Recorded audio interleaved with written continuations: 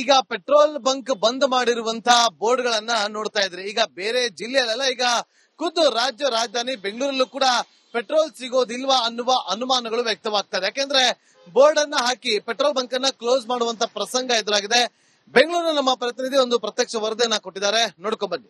ರಾಜ್ಯದಲ್ಲಿ petrol diesel ಗಳಿಗೆ ಅಭಾವ ಶುರುವಾಗ್ತಾ ಇದೆ. ಒಂದು ಕಡೆಯಲ್ಲಿ ಜನ ಪೆಟ್ರೋಲ್ ಬಂಕ್ ಗಳಲ್ಲಿ ಕ್ಯೂ ನಿಲ್ತಾ ಇದ್ದಾರೆ, ಪೆಟ್ರೋಲ್ ಸಿಗ್ತಾ ಇಲ್ಲ ಅಂತ ಹೇಳಿ ಪರದಾಟವನ್ನ ನಡೆಸ್ತಾ ಇದ್ದಾರೆ. ಸದ್ಯ ಇದೀಗ ಬೆಂಗಳೂರಿನಲ್ಲೂ ಕೂಡ ಪೆಟ್ರೋಲ್ ಬಂಕ್ ಕ್ಲೋಸ್ ಆಗ್ತಾ ಇರುವಂತದ್ದು. ಪ್ರಮುಖವಾಗಿ ನಾನೀಗ ಸುಮನಹಳ್ಳಿಯಲ್ಲಿದ್ದೀನಿ. ಸುಮನಹಳ್ಳಿಯ ಈ ಒಂದು ಪೆಟ್ರೋಲ್ ಬಂಕ್ ಏನಿದೆ ಸಂಪೂರ್ಣವಾಗಿ ಕ್ಲೋಸ್ ಆಗಿರುವಂತದ್ದು. ಪೆಟ್ರೋಲ್ ವ್ಯತ್ಯಯ ಕೊರತೆಯಿಂದಾಗಿ ಈ ಒಂದು ಬಂಕ್ ಸಂಪೂರ್ಣವಾಗಿ ಕ್ಲೋಸ್ ಆಗಿದೆ. ಅದರ ಜೊತೆಗೆ ಏನು ಈ ಹಿಂದೆ ಪೆಟ್ರೋಲ್ ಗಳನ್ನ ಖರೀದಿ ಮಾಡಬೇಕಾದ್ರೆ ಡಿಸ್ಟ್ರಿಬ್ಯೂಟರ್ ಗಳಿಂದ ಸಾಲವನ್ನ ಪಡಿತಾ ಇದ್ರು. ದಿನನಿತ್ಯ ಪೆಟ್ರೋಲ್ ಟ್ಯಾಂಕ್ ನಲ್ಲಿ ಬರುತ್ತೆ, ಆ ಒಂದು ಟ್ಯಾಂಕ್ಗೆ ಇಷ್ಟು ಅಂತ ಹಣ ನಿಗದಿಯಾಗಿರುತ್ತೆ. ಅದರ ಅರ್ಧದಷ್ಟು ಪಾವತಿ ಮಾಡಿ ಬಾಕಿ ಉಳಿದಿದ್ದನ್ನು ವ್ಯಾಪಾರ ಆದ ಬಳಿಕ ಅದನ್ನ ಪೇಮೆಂಟ್ ಮಾಡುವಂತಹ ಒಂದು ನಿಯಮ ಇತ್ತು. ಆದ್ರೆ ಇದೀಗ ಡಿಸ್ಟ್ರಿಬ್ಯೂಟರ್ ಗಳೆಲ್ಲ ಆ ಒಂದು ಕ್ರೆಡಿಟ್ ಫೆಸಿಲಿಟಿ ಏನಿದೆ ಆ ಒಂದು ಕ್ರೆಡಿಟ್ ಫೆಸಿಲಿಟಿಯನ್ನ ಕ್ಯಾನ್ಸಲ್ ಮಾಡಿರುವಂತದ್ದು. ಈ ನಿಟ್ಟಿನಲ್ಲಿ ಪೆಟ್ರೋಲ್ ಅನ್ನ ಖರೀದಿ ಮಾಡೋಕ್ಕಾಗ್ತಾ ಇಲ್ಲ, ಮತ್ತೆ ಬೇಕಾದಷ್ಟು ಕ್ವಾಂಟಿಟಿಯಲ್ಲಿ ಪೆಟ್ರೋಲ್ ಬಂಕ್ ಗಳಿಗೆ ಬರ್ತಾ ಇಲ್ಲ, ಪೆಟ್ರೋಲ್ ಡೀಸೆಲ್ ಆಗಿರಬಹುದು.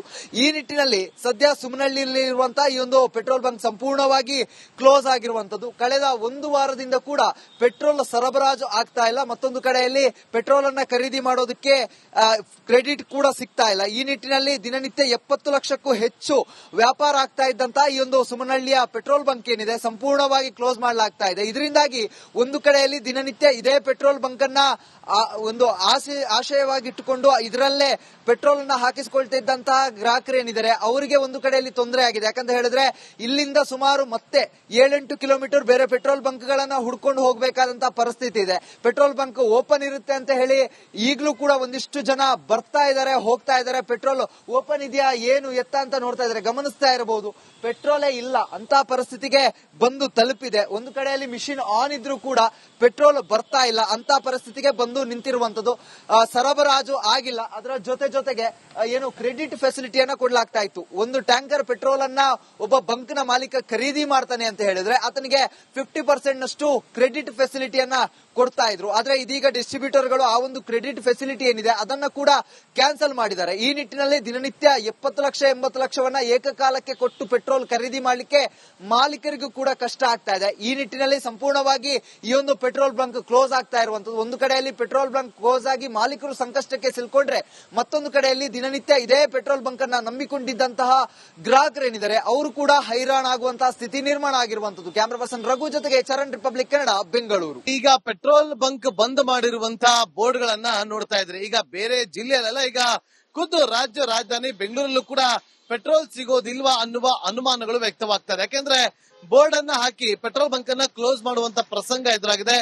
ಬೆಂಗಳೂರಿನ ನಮ್ಮ ಪ್ರತಿನಿಧಿ ಒಂದು ಪ್ರತ್ಯಕ್ಷ ವರದಿಯನ್ನ ಕೊಟ್ಟಿದ್ದಾರೆ, ನೋಡ್ಕೊಂಡ್ ಬನ್ನಿ. ರಾಜ್ಯದಲ್ಲಿ ಪೆಟ್ರೋಲ್ ಡೀಸೆಲ್ ಗಳಿಗೆ ಅಭಾವ ಶುರುವಾಗ್ತಾ ಇದೆ. ಒಂದು ಕಡೆಯಲ್ಲಿ ಜನ ಪೆಟ್ರೋಲ್ ಬಂಕ್ ಗಳಲ್ಲಿ ಕ್ಯೂ ನಿಲ್ತಾ ಇದ್ದಾರೆ, ಪೆಟ್ರೋಲ್ ಸಿಗ್ತಾ ಇಲ್ಲ ಅಂತ ಹೇಳಿ ಪರದಾಟವನ್ನ ನಡೆಸ್ತಾ ಇದ್ದಾರೆ. ಸದ್ಯ ಇದೀಗ ಬೆಂಗಳೂರಿನಲ್ಲೂ ಕೂಡ ಪೆಟ್ರೋಲ್ ಬಂಕ್ ಕ್ಲೋಸ್ ಆಗ್ತಾ ಇರುವಂತದ್ದು. ಪ್ರಮುಖವಾಗಿ ನಾನೀಗ ಸುಮನಹಳ್ಳಿಯಲ್ಲಿದ್ದೀನಿ. ಸುಮನಹಳ್ಳಿಯ ಈ ಒಂದು ಪೆಟ್ರೋಲ್ ಬಂಕ್ ಏನಿದೆ ಸಂಪೂರ್ಣವಾಗಿ ಕ್ಲೋಸ್ ಆಗಿರುವಂತದ್ದು. ಪೆಟ್ರೋಲ್ ವ್ಯತ್ಯಯ ಕೊರತೆಯಿಂದಾಗಿ ಈ ಒಂದು ಬಂಕ್ ಸಂಪೂರ್ಣವಾಗಿ ಕ್ಲೋಸ್ ಆಗಿದೆ. ಅದರ ಜೊತೆಗೆ ಏನು ಈ ಹಿಂದೆ ಪೆಟ್ರೋಲ್ ಗಳನ್ನ ಖರೀದಿ ಮಾಡಬೇಕಾದ್ರೆ ಡಿಸ್ಟ್ರಿಬ್ಯೂಟರ್ ಗಳಿಂದ ಸಾಲವನ್ನ ಪಡಿತಾ ಇದ್ರು. ದಿನನಿತ್ಯ ಪೆಟ್ರೋಲ್ ಟ್ಯಾಂಕ್ ನಲ್ಲಿ ಬರುತ್ತೆ, ಆ ಒಂದು ಟ್ಯಾಂಕ್ಗೆ ಇಷ್ಟು ಅಂತ ಹಣ ನಿಗದಿಯಾಗಿರುತ್ತೆ. ಅದರ ಅರ್ಧದಷ್ಟು ಪಾವತಿ ಮಾಡಿ ಬಾಕಿ ಉಳಿದಿದ್ದನ್ನು ವ್ಯಾಪಾರ ಆದ ಬಳಿಕ ಅದನ್ನ ಪೇಮೆಂಟ್ ಮಾಡುವಂತಹ ಒಂದು ನಿಯಮ ಇತ್ತು. ಆದ್ರೆ ಇದೀಗ ಡಿಸ್ಟ್ರಿಬ್ಯೂಟರ್ ಗಳೆಲ್ಲ ಆ ಒಂದು ಕ್ರೆಡಿಟ್ ಫೆಸಿಲಿಟಿ ಏನಿದೆ ಆ ಒಂದು ಕ್ರೆಡಿಟ್ ಫೆಸಿಲಿಟಿಯನ್ನ ಕ್ಯಾನ್ಸಲ್ ಮಾಡಿರುವಂತದ್ದು. ಈ ನಿಟ್ಟಿನಲ್ಲಿ ಪೆಟ್ರೋಲ್ ಅನ್ನ ಖರೀದಿ ಮಾಡೋಕ್ಕಾಗ್ತಾ ಇಲ್ಲ, ಮತ್ತೆ ಬೇಕಾದಷ್ಟು ಕ್ವಾಂಟಿಟಿಯಲ್ಲಿ ಪೆಟ್ರೋಲ್ ಬಂಕ್ ಗಳಿಗೆ ಬರ್ತಾ ಇಲ್ಲ, ಪೆಟ್ರೋಲ್ ಡೀಸೆಲ್ ಆಗಿರಬಹುದು.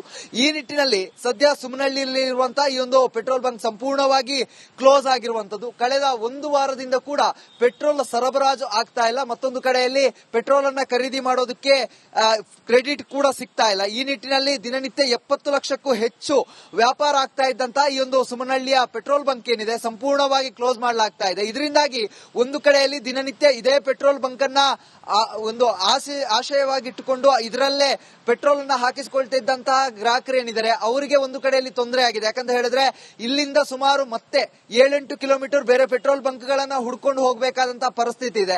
ಪೆಟ್ರೋಲ್ ಬಂಕ್ ಓಪನ್ ಇರುತ್ತೆ ಅಂತ ಹೇಳಿ ಈಗಲೂ ಕೂಡ ಒಂದಿಷ್ಟು ಜನ ಬರ್ತಾ ಇದ್ದಾರೆ, ಹೋಗ್ತಾ ಇದ್ದಾರೆ. ಪೆಟ್ರೋಲ್ ಓಪನ್ ಇದೆಯಾ ಏನು ಎತ್ತ ಅಂತ ನೋಡ್ತಾ ಇದ್ದಾರೆ. ಗಮನಿಸ್ತಾ ಇರಬಹುದು, ಪೆಟ್ರೋಲೇ ಇಲ್ಲ ಅಂತ ಪರಿಸ್ಥಿತಿಗೆ ಬಂದು ತಲುಪಿದೆ. ಒಂದು ಕಡೆಯಲ್ಲಿ ಮಿಷಿನ್ ಆನ್ ಇದ್ರೂ ಕೂಡ ಪೆಟ್ರೋಲ್ ಬರ್ತಾ ಇಲ್ಲ ಅಂತ ಪರಿಸ್ಥಿತಿಗೆ ಬಂದು ನಿಂತಿರುವಂತದ್ದು.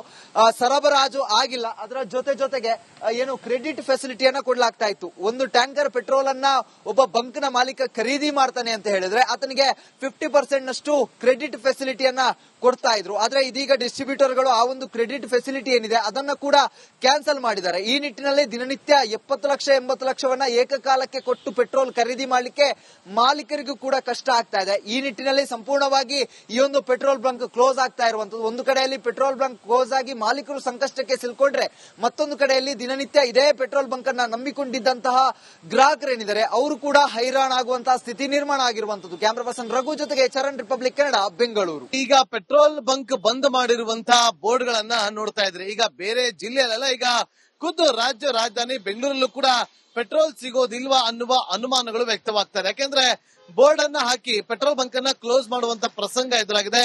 ಬೆಂಗಳೂರಿನ ನಮ್ಮ ಪ್ರತಿನಿಧಿ ಒಂದು ಪ್ರತ್ಯಕ್ಷ ವರದಿಯನ್ನ ಕೊಟ್ಟಿದ್ದಾರೆ, ನೋಡ್ಕೊಂಡ್ ಬನ್ನಿ.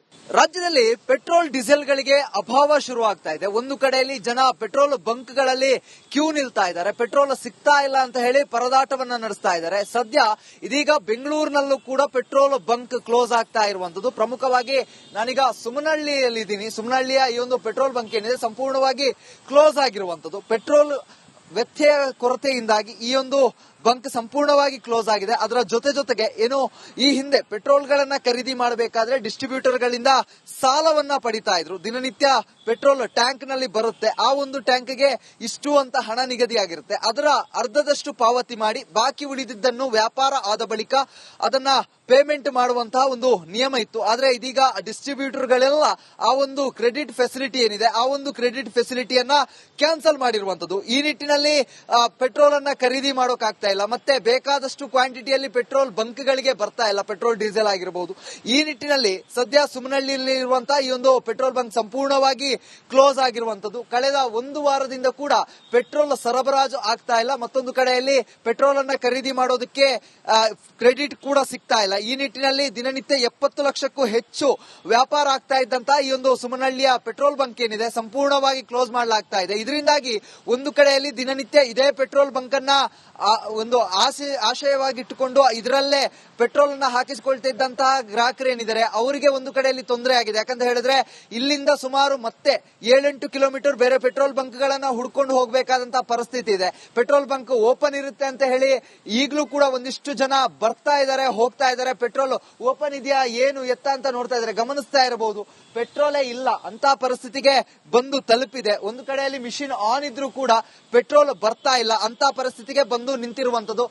ಸರಬರಾಜು ಆಗಿಲ್ಲ. ಅದರ ಜೊತೆಗೆ ಏನು ಕ್ರೆಡಿಟ್ ಫೆಸಿಲಿಟಿಯನ್ನ ಕೊಡ್ಲಾಗ್ತಾ ಇತ್ತು. ಒಂದು ಟ್ಯಾಂಕರ್ ಪೆಟ್ರೋಲ್ ಅನ್ನ ಒಬ್ಬ ಬಂಕ್ ನ ಮಾಲೀಕ ಖರೀದಿ ಮಾಡ್ತಾನೆ ಅಂತ ಹೇಳಿದ್ರೆ ಆತನಿಗೆ 50% ನಷ್ಟು ಕ್ರೆಡಿಟ್ ಫೆಸಿಲಿಟಿಯನ್ನ ಕೊಡ್ತಾ ಇದ್ರು. ಆದ್ರೆ ಇದೀಗ ಡಿಸ್ಟ್ರಿಬ್ಯೂಟರ್ ಗಳು ಆ ಒಂದು ಕ್ರೆಡಿಟ್ ಫೆಸಿಲಿಟಿ ಏನಿದೆ ಅದನ್ನ ಕೂಡ ಕ್ಯಾನ್ಸಲ್ ಮಾಡಿದ್ದಾರೆ. ಈ ನಿಟ್ಟಿನಲ್ಲಿ ದಿನನಿತ್ಯ 70 ಲಕ್ಷ 80 ಲಕ್ಷವನ್ನ ಏಕಕಾಲಕ್ಕೆ ಕೊಟ್ಟು ಪೆಟ್ರೋಲ್ ಖರೀದಿ ಮಾಡಲಿಕ್ಕೆ ಮಾಲೀಕರಿಗೂ ಕೂಡ ಕಷ್ಟ ಆಗ್ತಾ ಇದೆ. ಈ ನಿಟ್ಟಿನಲ್ಲಿ ಸಂಪೂರ್ಣವಾಗಿ ಈ ಒಂದು ಪೆಟ್ರೋಲ್ ಬಂಕ್ ಕ್ಲೋಸ್ ಆಗ್ತಾ ಇರುವಂತದ್ದು. ಒಂದು ಕಡೆಯಲ್ಲಿ ಪೆಟ್ರೋಲ್ ಬಂಕ್ ಕ್ಲೋಸ್ ಆಗಿ ಮಾಲೀಕರು ಸಂಕಷ್ಟಕ್ಕೆ ಸಿಲ್ಕೊಂಡ್ರೆ, ಮತ್ತೊಂದು ಕಡೆಯಲ್ಲಿ ದಿನನಿತ್ಯ ಇದೇ ಪೆಟ್ರೋಲ್ ಬಂಕ್ ಅನ್ನ ನಂಬಿಕೊಂಡಿದ್ದಂತಹ ಗ್ರಾಹಕರೇನಿದ್ದಾರೆ ಅವರು ಕೂಡ ಹೈರಾಣಾಗುವಂತಹ ಸ್ಥಿತಿ ನಿರ್ಮಾಣ ಆಗಿರುವಂತದ್ದು. ಕ್ಯಾಮರಾ ಪರ್ಸನ್ ರಘು ಜೊತೆಗೆ ಚರಣ್, ರಿಪಬ್ಲಿಕ್ ಕನ್ನಡ, ಬೆಂಗಳೂರು.